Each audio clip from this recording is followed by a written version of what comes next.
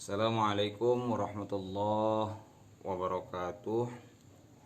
Ila hadratin Nabiyil Mustafa Muhammad Rasulillah sallallahu alaihi wasallam wa ala alihi wa azwajihi wa dzurriyyatihi ajma'in wa likafatil anbiya'i wal mursalin wasyuhada'i was salihin wal ulama'il 'amilin al musannifin ولأساتذنا ومعلمينا ولمشايخنا وخصوصا لصاحب هذا التفسير الشيخ جلال الدين المحلي والشيخ جلال الدين السيوطي. الفاتحة. أعوذ بالله من الشيطان الرجيم. بسم الله الرحمن الرحيم. الحمد لله رب العالمين الرحمن الرحيم مالك يوم الدين. إياك نعبد وإياك نستعين اهدنا الصراط المستقيم Shiratal ladzina an'amta 'alaihim ghairil maghdubi 'alaihim waladdallin. Rekan-rekan sekalian, jadi minggu yang lalu itu istri saya sempat posting waktu kita ada pengajian di masjid ketika membaca kitab tafsir Jalalain. Jadi banyak teman-teman mention saya untuk dibuat kajian live-nya, tapi kalau kita ulang dari awal itu akan sangat lama karena kita sudah sampai di surah Al-Baqarah. Kemarin kita masuk di ayat yang ke-34. Jadi kalau insya Allah di pengajian yang akan datang kita coba bikin pengajiannya live, tapi malam ini saya mau coba sambungkan atau diulang saja pengajian yang kemarin, dimulai dari ayat 34-nya saja. Selanjutnya nanti kita lanjut di pengajian yang dilaksanakan setiap subuh Ahad minggu pertama di Masjid Baitur Rahim, itu bertempat di Jalan Sari, Gang Masjid Marendal 1 ya, Pasar 5 kalau saya tidak silap alamatnya. Baik kawan-kawan sekalian, kita langsung saja karena waktunya pendek, dari habis maghrib ke isya ini kita baca di surah Al-Baqarah ayat yang ke-34. A'udzubillahi minasyaitonirrajim. Bismillahirrahmanirrahim. Wa idz qulna lil malaikati isjudu li adama fasajadu illa iblisa aba wastakbara wa kana minal kafirin. Nah, jadi ayat ini masih berkaitan dengan ayat-ayat sebelumnya, yaitu ayat yang berbicara tentang proses penciptaan manusia, yaitu penciptaan Adam dalam hal ini, dan akan ditugaskan sebagai khalifah atau pengganti Allah dalam mengurus al-ard, bumi ya. Jadi sudah dikisahkan sebelumnya bagaimana prosesnya, dan Allah langsung mengajarkan kepada Adam itu nama-nama, wa 'allama Adam al-asma'a kullaha, seluruhnya. Kemudian setelah diajarkan ada aradhum 'alal malaikah, dia ta'arud. Nah, setelah malaikat mengakui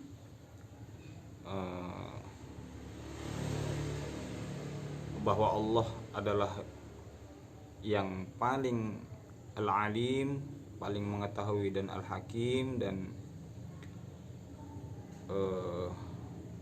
kemudian di ayat ke-35 itu Allah ingin mengingatkan kepada Muhammad sallallahu alaihi wasallam ketika kisah ini diceritakan kembali.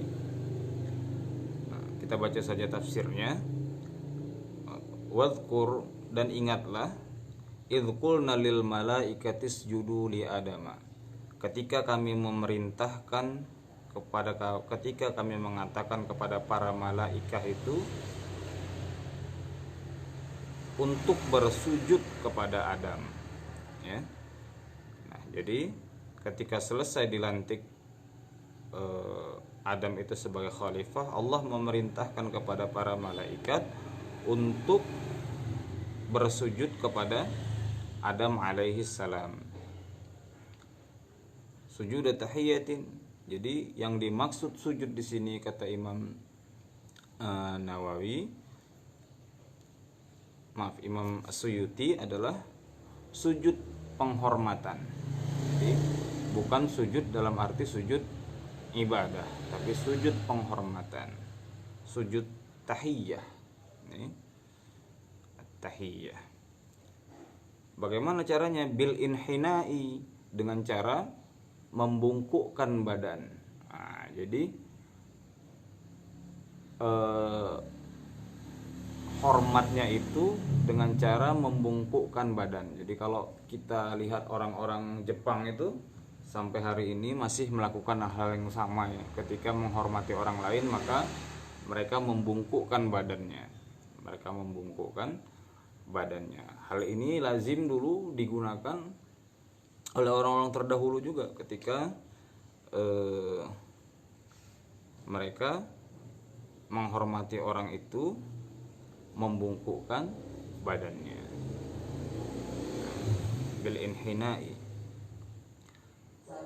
Tapi ada tafsir lain yang kita temukan bahwa yang dimaksud dengan sujud di sini adalah sujud dengan benar-benar sujud seperti yang kita lakukan saat ini, yaitu sujud wad'ul jabhah alal ard. Jadi benar-benar sujud seperti yang kita lakukan sekarang. Itu bisa kita lihat misalkan pendapat Ibnu Abbas dalam tafsirnya ya.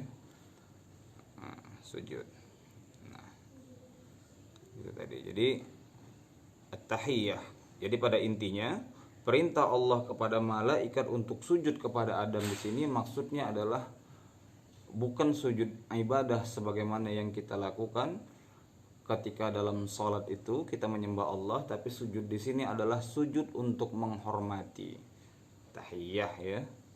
Nah, kalau orang dulu memang mereka lazim menggunakan al-inhina itu. Al-inhina artinya membungkukkan tubuhnya. Ya. Sejak Islam datang, menghormati orang itu diganti lagi. Jadi tidak dengan membungkukkan badan, tapi dengan afsus salam, dengan menyampaikan salam, mendoakan orang seperti assalamualaikum atau assalamualaikum warahmatullahi wabarakatuh. Nah, memberi salam ini hukumnya sunnah, sementara orang yang mendapatkan salam wajib hukumnya menjawab salam. Nah, jadi harus dijawab. Jadi kalau orang memberikan salam assalamualaikum, ya kita jawab waalaikumsalam, atau misalkan kita menjawab dengan yang lebih baik atau setidaknya sama. Jadi kalau assalamualaikum warahmatullahi, kita menjawab waalaikumsalam warahmatullahi, boleh ditambahkan wabarakatuh dan sejenisnya ya. Jadi nah, memberi salam hukumnya sunnah dan menjawab salam itu wajib. Ini salah satu ibadah yang unik karena memberi salam itu pahalanya jauh lebih besar dibanding menjawab salam itu sendiri. Jadi ibadah sunnah yang pahalanya jauh lebih besar dibanding ibadah wajib. Nah, itu memberi salam tadi. Baik, kita lanjutkan.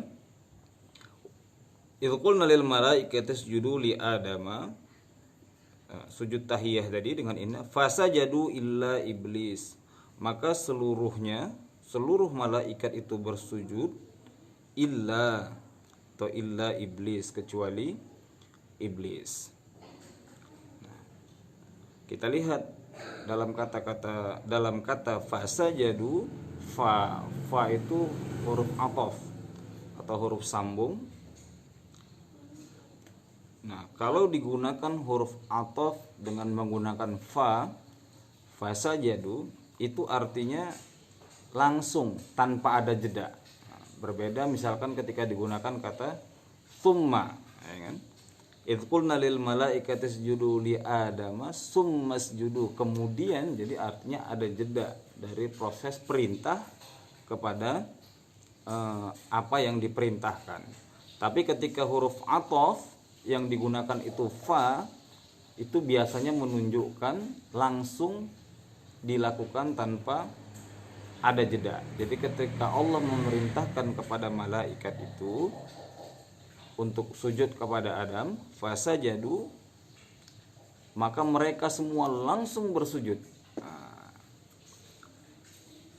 Fasajadu, tapi kemudian kita temukan setelah itu kalimat tasniyah atau al-istisna. Al-istisna itu artinya apa? Pengecualian. Di antara semua yang bersujud itu illa, ada yang tidak bersujud, yaitu siapa? Iblis. Jadi kalau kita lihat al-istisna, al-illa itu kata istisna, kata pengecualian itu dalam ilmu bahasa kita ketahui bahwa al-istisna itu ada yang dikenal dengan namanya dia istisna muttasil, ada yang dikenal dengan istisna munqati. Maksudnya apa? Istisna muttasil itu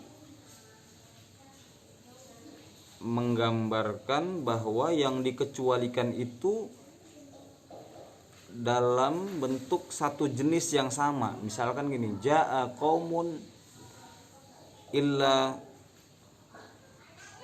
farid. Jadi datang sekelompok orang kecuali si farid. Nah, orang atau manusia itu farid, bagian daripada orang itu sendiri. Jadi ini disebut dengan istisna muttasil. Tapi ada istisna munqati. Istisna munqati itu dia tidak dalam satu jenis yang sama. Contohnya ja'a qaumun illa baqaratan. Datang sekelompok orang kecuali baqarah. Nah, yang satu dari jenis manusia menceritakan kaum, tapi yang satu dari jenis hewan. Nah, ini dalam bahasa itu disebut dengan istisna munqati. Jadi kalau misalkan illa iblis yang digunakan di sini illa iblis, artinya apa? Bahwa mereka semua bersujud kecuali iblis itu adalah malaikat itu atau iblis itu adalah bagian daripada malaikat. Nah, tapi kalau dia digunakan atau kita menerjemahkan ini dengan menerjemahkan illa itu dengan illa munqati, maksudnya iblis itu bukan dari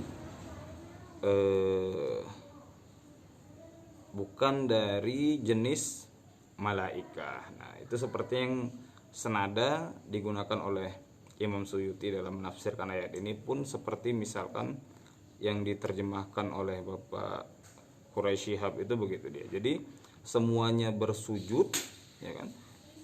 Idz qulna lil malaikati isjudu li Adam, ketika kami perintahkan kepada para malaikat itu sujud kepada Adam, maka seluruhnya bersujud tetapi iblis tidak. Nah, begitu dia mengartikannya itu.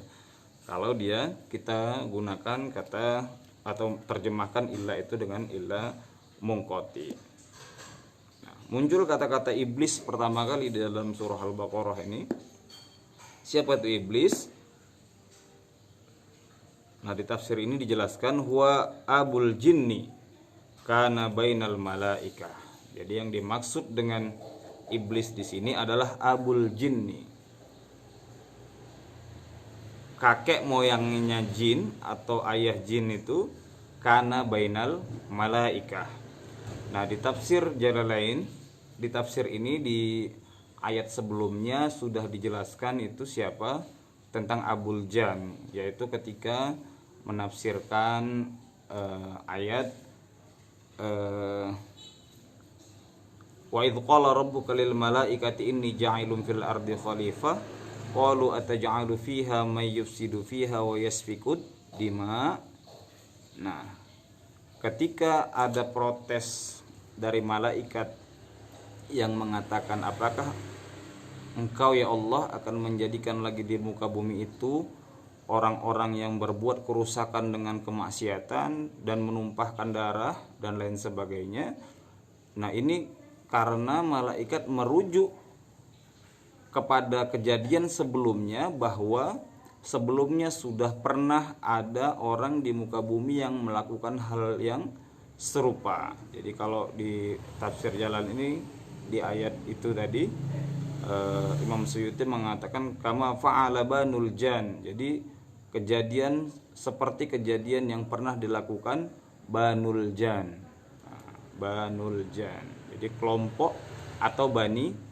Nah, kalau manusia kan disebut Bani Adam ya, tapi Banul Jan itu kelompok jin. Kelompok jin yang karena banyak melakukan kemaksiatan itu diutus oleh Allah Subhanahu Ta'ala itu para malaikat untuk menghukum atau untuk menghancurkan kelompok jin tadi yang ada di muka bumi. Jadi dihancurkan pakai meteor dan semuanya berterbangan ya. Ada yang ngumpet-ngumpet ke pohon-pohon, ke gurun Sahara ya, kalau kita baca tafsir ini tuh.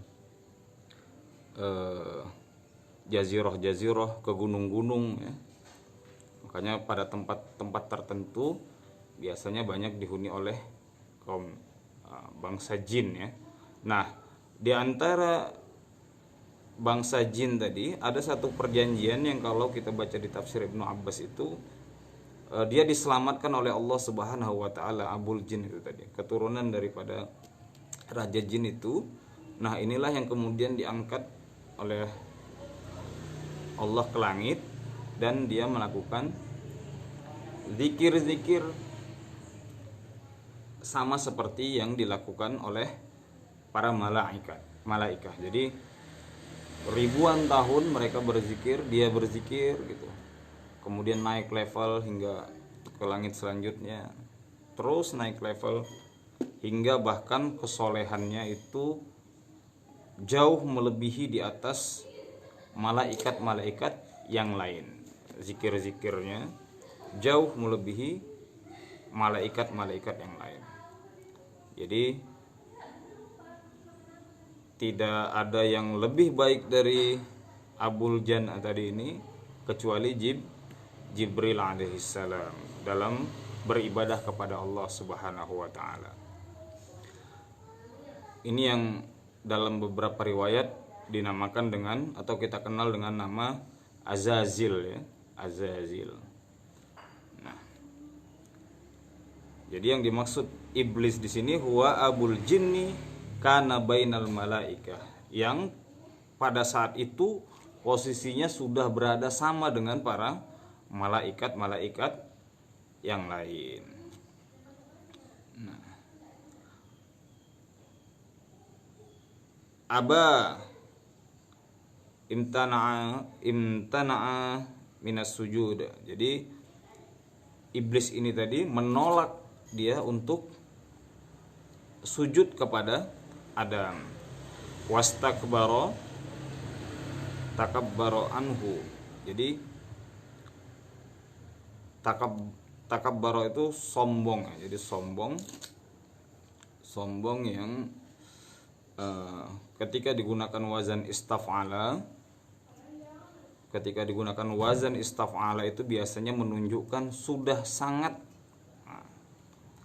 jadi sudah kebangetan sombongnya, kalau bahasa kita begitulah, sudah kebangetan sombongnya. Jadi dia menolak karena ada rasa sombong di hatinya. Takabbaru anhu wa qala, ini dalam tafsir Imam Suyuti, dalam tafsir Jalalain, wa qala ana khairum minhu. Jadi dia mengatakan bahwa sungguh aku lebih baik daripadanya. Jadi ini adalah salah satu perkataan daripada iblis yang setelah ribuan tahun dia mencapai posisi yang luar biasa setara dengan para malaikat berzikir kepada Allah Subhanahu wa taala. tapi karena satu kesombongan, karena satu ungkapan kata bahwa ana khairum minhu, saya lebih baik daripadanya, atau maksudnya daripada Adam itu. Dalam ayat lain misalkan kita temukan asjudu liman khalaqta tinan, apakah aku harus bersujud kepada sesuatu yang kamu ciptakan daripada tanah. Nah, sementara kita ketahui bahwa al-jin, Banul Jan itu diciptakan daripada nar, ya, api. Kemudian Adam diciptakan dari tanah. Sementara malaikat diciptakan dari nur atau dari cahaya. Nah, jadi atas penciptaan ini Abul Jan tadi, atau iblis lah kita katakan karena sudah digunakan kata itu dalam ayat ini, merasa dia lebih baik. Nah, ini jadi gambaran ini banyak kita lihat hari ini juga, di mana ketika seseorang sudah sampai pada salah satu atau satu makom tertentu, banyaknya ibadah yang dia lakukan, banyak berzikir, tapi ada sedikit sombong di dalam hatinya yang merasa bahwa dia lebih baik daripada orang lain. Jadi ketahuilah bahwa sombong itu atau takabur itu adalah sifat atau kata-kata pertama yang dilakukan oleh iblis sebagai bentuk kesombongannya. Ana khairum minhu. Jadi gara-gara kata ini atau kalimat ini, maka tersia-sialah ribuan atau ratusan ribu tahun amal yang dilakukan oleh Abul Jan di langit tadi.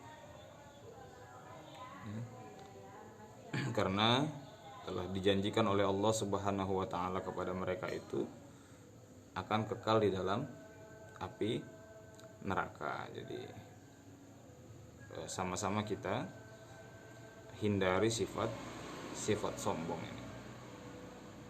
Sifat merasa kita lebih baik daripada orang lain, ya. Wa kana minal kafirin, dan sungguh wa kana minal kafirin fi ilmillah. Jadi sungguh Allah itu sebenarnya sudah mengetahui bahwa Abul Jan tadi atau iblis tadi termasuk di dalam kelompok orang-orang yang kafir atau menutupi hatinya dari kebenaran.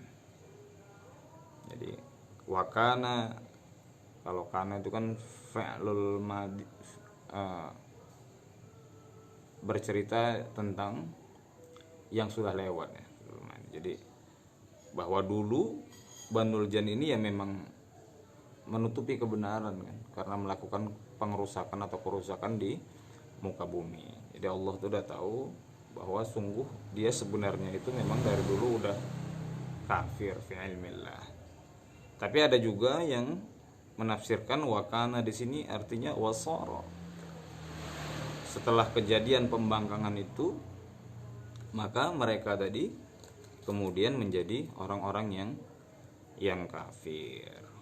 Nah, demikianlah ringkasan ayat 34 surah Al-Baqarah di Jalalain tadi. Jadi dalam yang kemarin kita selesaikan dalam waktu 1,5 jam, bisa kita ringkas jadi 15 menit. Insyaallah di ayat ke-35-nya nanti kita live pada saat pengajian sebenarnya di hari Ahad subuh, ya, minggu pagi pertama di Masjid Baitur Rahim, Jalan Sari, Marindal 1. Nomornya saya nggak tahu. Insyaallah bermanfaat. Kurang lebihnya saya mohon maaf, kepada Allah saya mohon ampun apabila ada kekhilafan dan kesalahan dalam apa yang saya sampaikan. Wassalamualaikum warahmatullahi wabarakatuh.